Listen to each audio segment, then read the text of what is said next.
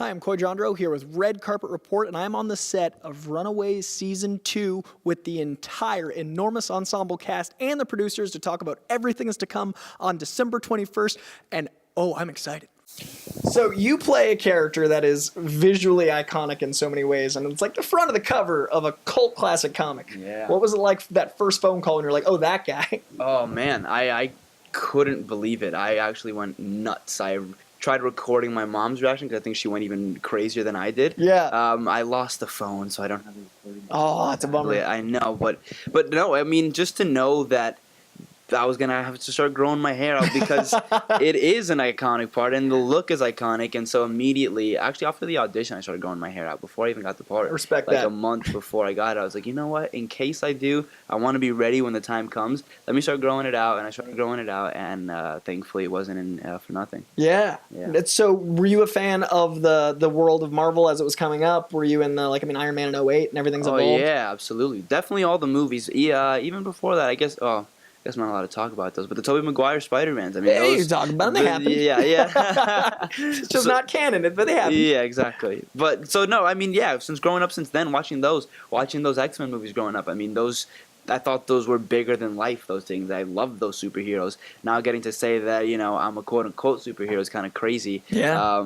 But I love it. I love everything that Marvel's made so far has just been like elevating the game and something that you don't think could be elevated anymore. They find the way to outdo themselves every time. And your comic opens on them playing an Avengers video game, so it's so tied into that universe. Yeah. So now you're in a universe that comic fans know is so synced in. What was it like working on this season 2, knowing the success of season 1, all being in that world? Yeah, it was great. I mean, even more so in the second season, we kind of upped the ante. So getting to feel that freedom of we're doing more action sequences, we're doing more on everything on a bigger scale. Yeah. So getting to know, from the success of the first season, knowing that we got to do so much more in the second season, I feel like it's only going to get better. I feel like people are only going to love it even more.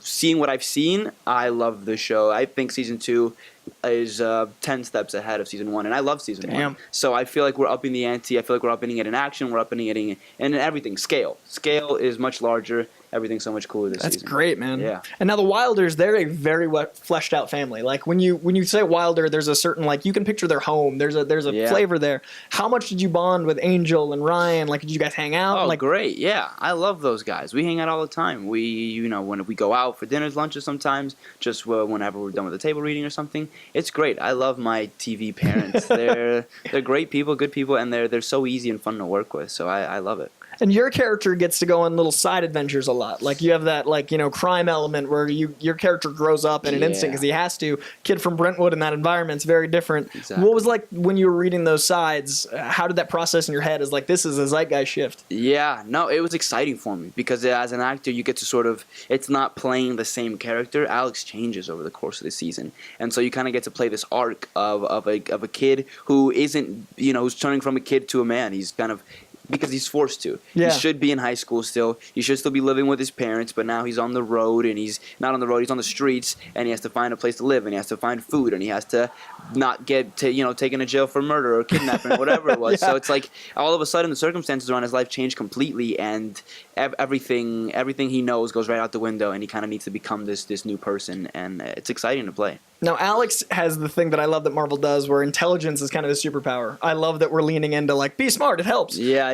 When you have the hacking episodes, you've got all these things where you're leaning into intelligence. Yeah. How does it feel to be a role model for kids, to be being smart is actually the cooler move? It's great. I mean, I at the same time, I wouldn't mind the superpower, but it's also, but no, it's absolutely right that you don't need to be this, bigger than life person to make a difference. I feel like even more so, you'll see it in the second season where he sort of proves his worth, his spot on the Runaways. He in the first season, he does a lot. He's the one that finds the videos, but then it gets smashed by Chase. But I feel like he does do a good amount, but I feel like even more in the second season, they know, we need Alex. We can't do this without Alex. In fact, we need every single one of us if we're going to want to survive and get through what we're trying to get through. So I think it feels great to know that you're putting out there this image of you don't have to be this huge, amazing, as long as you have the will to do something, and you go for it, it can get done. Absolutely. Yeah. I like that. Now, Carolina was talking about episode 12 being like a call to arms for her, like this amazing arc moment.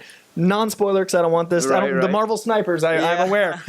What is a moment in the second season that you're really excited for people to see about Alex? Safely. Right. Let me think. There's around episode, when would it be? Man, I was just watching ADR of it. Around episode, I think 7, 8, sort of starts to come this new Alex, where he goes from kind of, at the beginning of the season, trying to find himself, trying to sort of figure things out. Events happen to where it pushes him to a new drive unlike you've ever seen before in Alex, to kind of fight for that justice that he's been trying to get since season 1, since he saw his parents were murdering people, innocent people, every single year. Yeah. Since then, he's kind of had this notch on his shoulder where he's like, I need to bring justice to the parents because no one else, who else will, who else can? Yeah. They shouldn't be able to get away with this. And I think in the second season there's a shift where you see it, and all of a sudden he goes from, I want to get my parents, I want to make them pay, to they're going to pay. I like that. And it's exciting, kind of that darker turn that he takes. Now, last question for you. In the comics, the Avengers are canon. In your life, Avengers are canon. What would Alex's favorite Marvel movie be, and what would yours be, and are they different? Oh, man. So, and though you can include Blade, X-Men, Spider-Man, we'll include Gotcha. under the umbrella, not just... Right. Let's think. Alex, I've never thought about that. Alex's favorite Marvel movie, I guess it would have to be... Who's got the smartest people? I mean, Iron Man is the Robert Downey Jr. He's plays such a... Tony Stark, plays, Yeah, of course. Genius, Right. Billionaire. So maybe he relates with that, rich and smart. And so, Goals, man. Yeah. So so if I had to think off the top of my head, as of right now, I'd guess the Iron Man movies. I feel like maybe Alex's wish he was as cool as Tony Stark is. Gotcha. Had the lifestyle, but no.